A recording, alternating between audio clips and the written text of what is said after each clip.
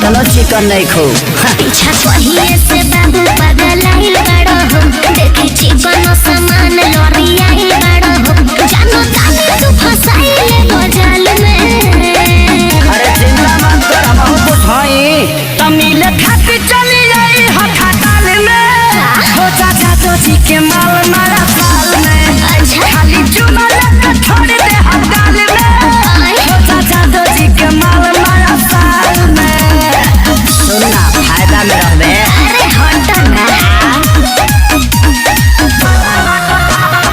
Music by Ravi Raj देवा।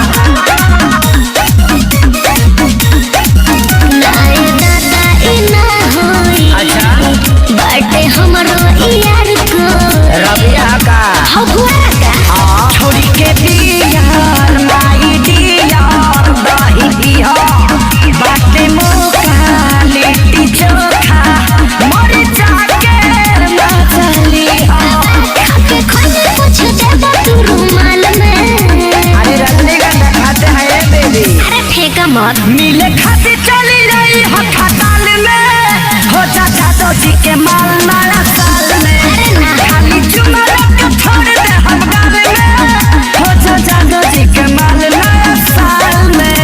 भरोसा नहीं खेबो का करब जे कॉलेज भरोसा